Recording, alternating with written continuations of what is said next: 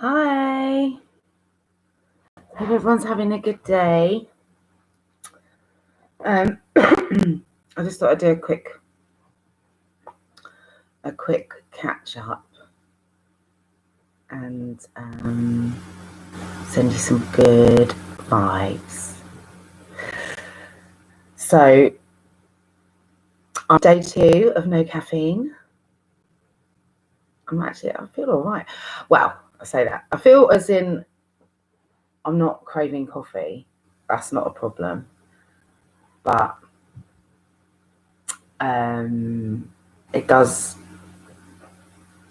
it's definitely made me feel knackered. So I'm a bit slow. But I went and got some supplements and stuff, natural ones, like magnesium, zinc, vitamin D. What else did I get? I think that was it. Those are the main ones. Also, I thought I'd tell you this is a funny story. Wow, not really that funny, but I've never had a skincare regime. Yeah, like I'm 39. I do nothing with my skin. I've never done, like, you know, I've got friends that sit and do like all these creams and that. So I've never done that. And I think now that I've reached the ripe old age of 39, going to be 40 this year, maybe I should start taking care of my skin. You know what I mean? It's like, or just myself generally, because my body's had a battering for 40 years, 39 years actually, sorry. And yeah, so I thought I might, you know, make an effort. And I still put my makeup on like a 3-year-old, you know, with my finger, like 80s style. Yeah, okay. What was the other thing? Oh, yeah, so comic release on later, lots of lols. I think I'm going to watch some of that because it's for charity. And you can donate £5 by 70205, I think. I'll put a link in. And there's nothing better than a good laugh. So, and I'm gonna tell you, I did cave on the cigarettes, but I'm 2 days into no caffeine, so give me a break, okay? Now, my main, obviously I'm in uber bitch mode right about now. So I'm sorry, not sorry. What I need to tell you is just ridiculous. So I'm reading the Morning Star, excellent journalism. And it says here, I mean, I don't really think at this point we need to, well, at least I hope everyone realises this sheer farce that we are all part of right about now. I hope everyone does. But just in case, I'm gonna keep giving you, I'm just gonna give it to you. I'm just gonna share with you all of the evidence that just proves. Here we go. So,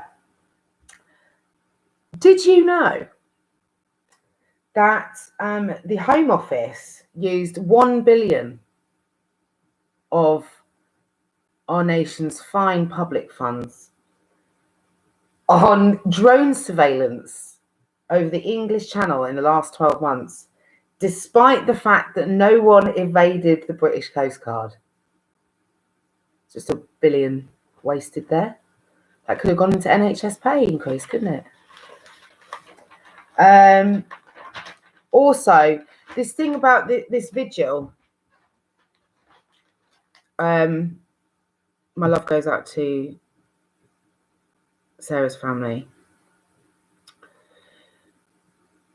What I don't understand, right? Yesterday was a memory of the Suffragettes. Now, if you don't know what who the Suffragettes were, I'm going to put a link in. You can have a read. I'm not going to give you the blow by blow. These women fought for our rights to vote because we were second-class citizens since the dawn of time. We are still being treated like second-class citizens by a lot of men. And for them to say that we are not allowed to congregate for a vigil for the murder of a woman by a policeman is so offensive to me. It is like, it feels like a dagger, and to the family as well. Like, why can't we? And not only that, the person that is organising it has said that they've gone through all of the necessary checks and processes to make sure it is COVID secure, in terms of distancing, in terms of sanitizers, in terms of face masks, into everything. And they're still being told that they can't do it. And that, to the extent that they had to then go onto GoFundMe to try and raise money to take it to the High Court. What world is it that we're living in where we have to go to High Court to get approval to congregate, to hold a vigil?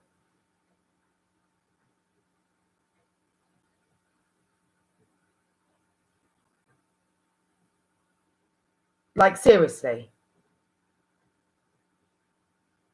This is a fundamental right of our, and I heard the university's minister MP on the news, saying, it's a global pandemic. Listen. It's all right for Rangers fans to congregate outside of the Rangers stadium when they won the other day. Nothing was said and done then. It's all right for a sports event, is it? But not for the death of a woman murdered by a man that's in the police force. And this is not against any of the police force, because I think you're doing a fucking sterling job. But my point, yet again, women are second class. We're not even allowed to congregate as a memorial for a woman that's been murdered. And not only that, 120 other women have been murdered so far this year by men in this country. Not only that, 97% of all women get sexually harassed. 1 in 3 women in the world are abused physically, financially, emotionally, sexually by men. What else?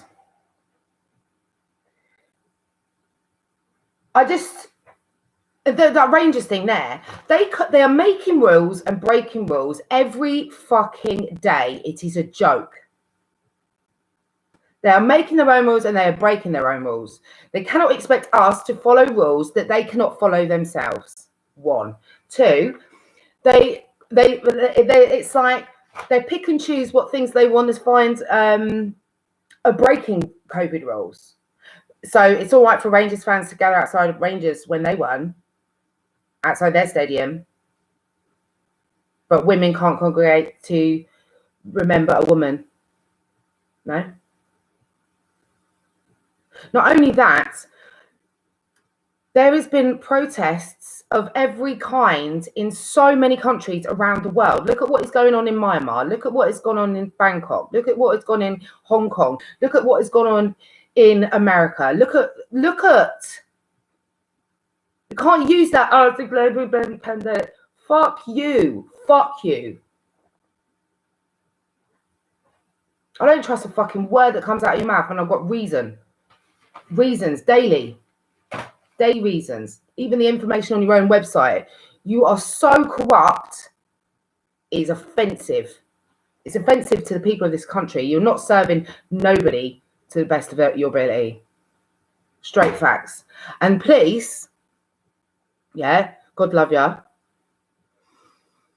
You should be standing with these women.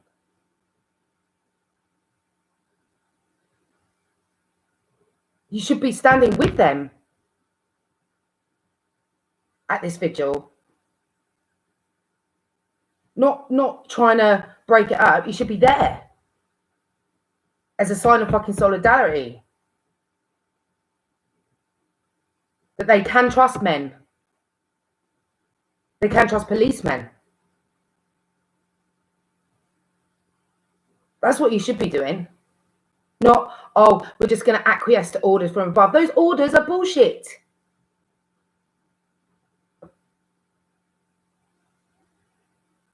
Sorry.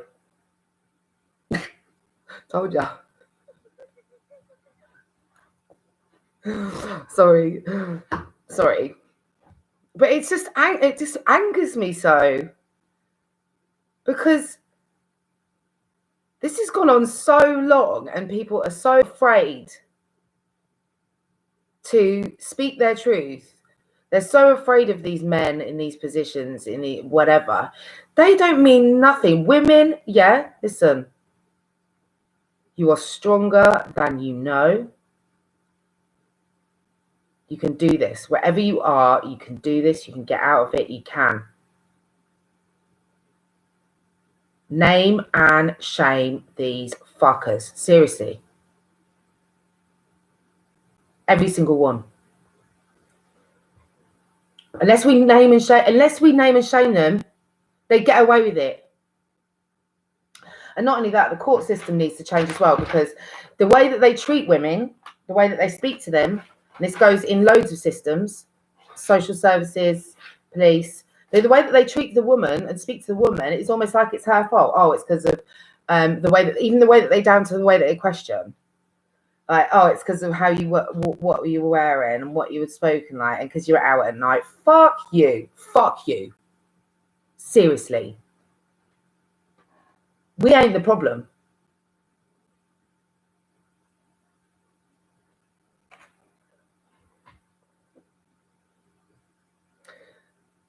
So, in all seriousness, we need to stand up, women, ladies, goddesses, bad mama jammas. You know what I mean? This has gone on way too long. And even the people that are in the positions that can do something about it are not doing anything about it. It's all talk. They're saying, oh, yes, we put this money aside for this. Great. Use it then. Because clearly it hasn't worked, because it's the worst it's ever been. So what are you putting the money in? What are you actually doing? Are you just getting on the news and saying you're doing something, but you're not actually doing it? That seems more likely to me, on the basis of what I've read.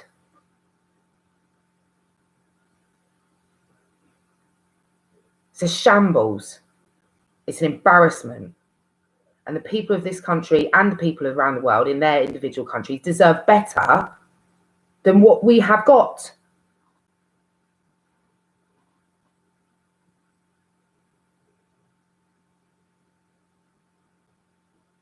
Otherwise, it's pointless.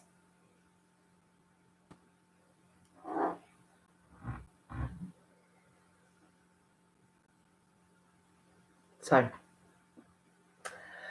that was my short and sweet rant for now. I think I'm going to go and take myself outside for a little walk for a bit of fresh air. Just gets me so angry. Because, come on. People are dying. Women are being abused. Children are being abused. If you even listen to any of the links that I put in my last video, I mean, come on. There's so many of us. We don't have to stand for this shit. We literally don't.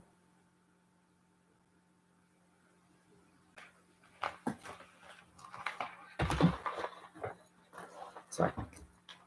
So I'm going to go and take myself outside, have a few deep breaths, and then I'm going to get back to my investigation.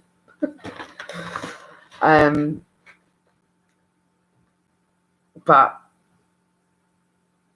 it's Friday. I hope everyone's having a lovely day and has a lovely evening, whatever you're doing. Hopefully you're watching Comic Relief.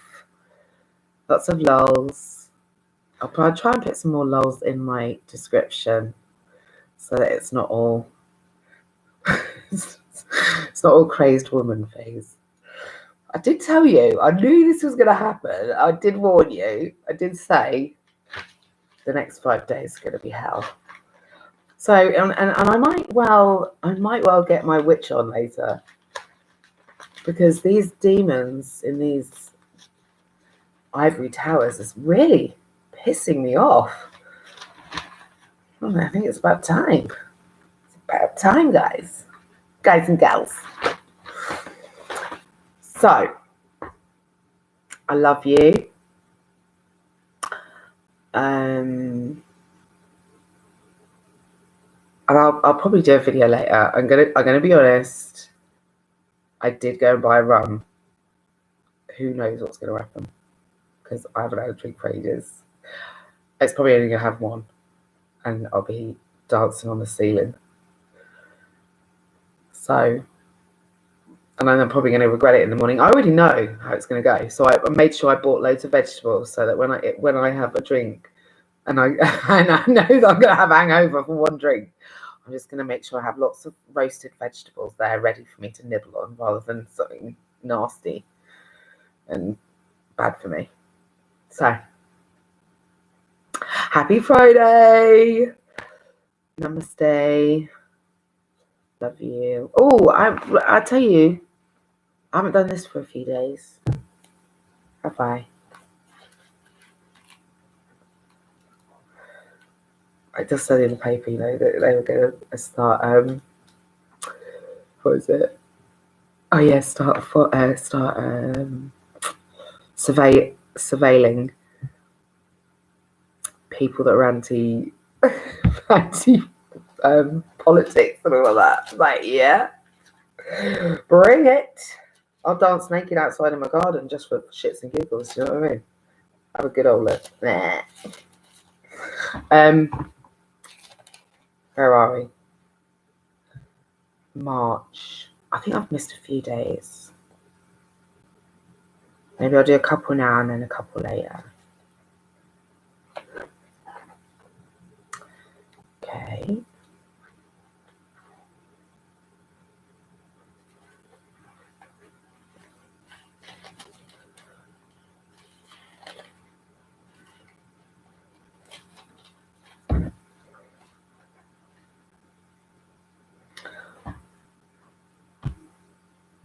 The cost of being a disciple. Large crowds were traveling with Jesus, and turning to them, he said, "If anyone comes to me and does not hate his father and mother, his wife and children, his brothers and sisters." Oh, I read this one, sorry. The parable of the lost sheep. Now the tax collectors and sinners were all gathering round to hear him. But the Pharisees and the teachers of the law muttered, "This man welcomes sinners and eats with them." Then Jesus told them this parable. Suppose one of you has 100 sheep and loses one of them. Does he not leave the 99 in the open country and go after the lost sheep until he finds it? And when he finds it, he joyfully puts it on his shoulders and goes home. Then he calls his friends and neighbors together and, "Rejoice with me, I have found my lost sheep." I tell you that in the same way, there will be more rejoicing in heaven over one sinner who repents than over 99 righteous persons who do not repent.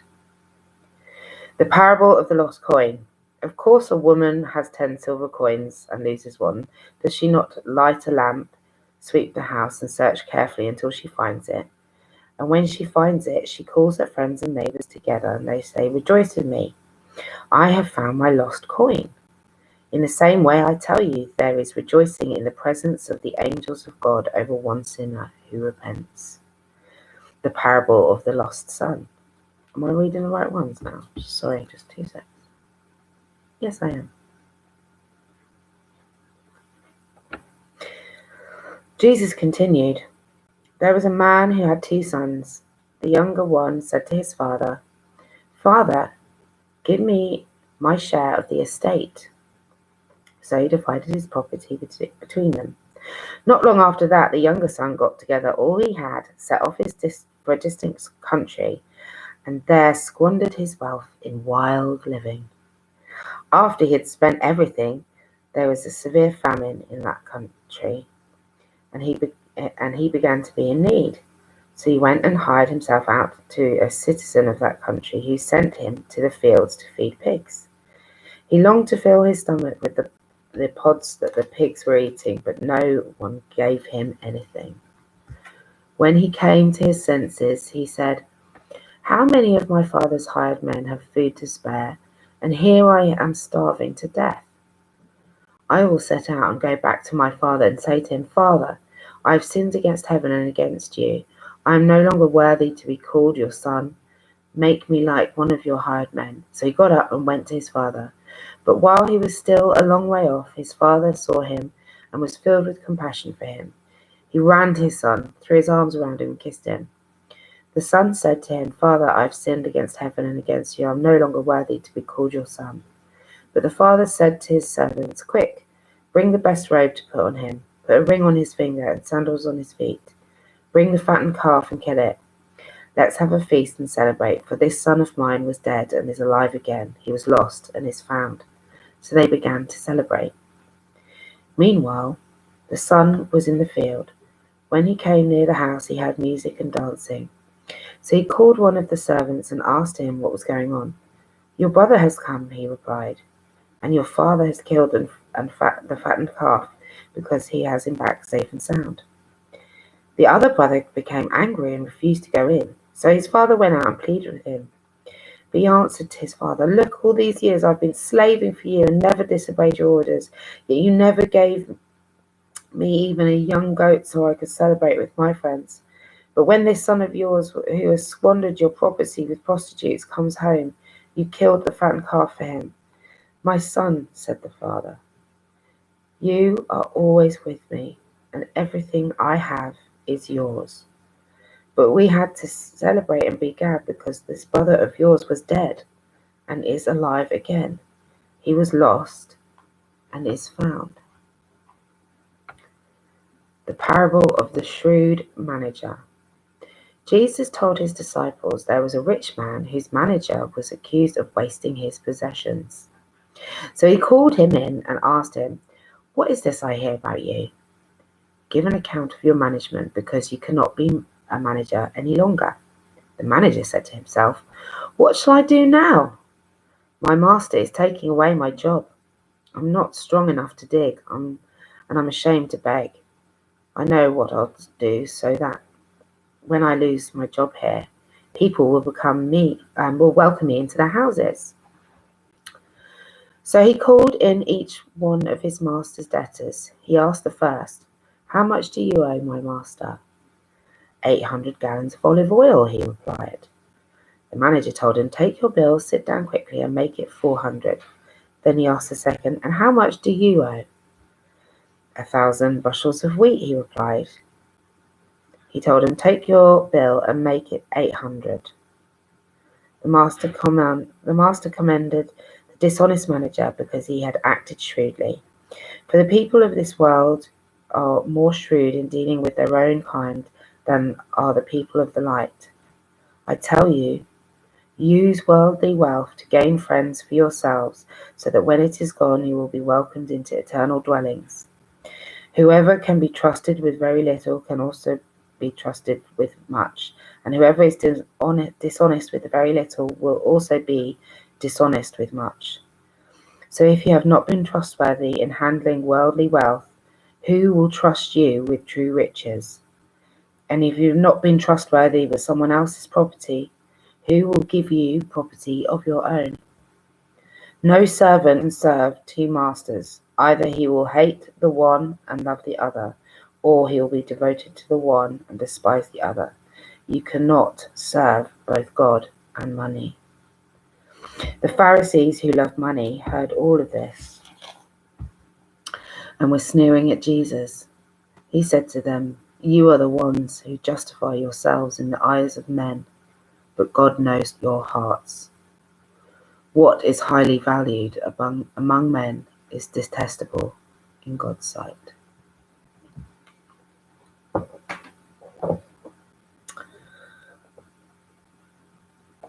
Love you. I'll see you later. I promise I'll have clothes on. I won't promise that I'll be sober. All right, love you, bye.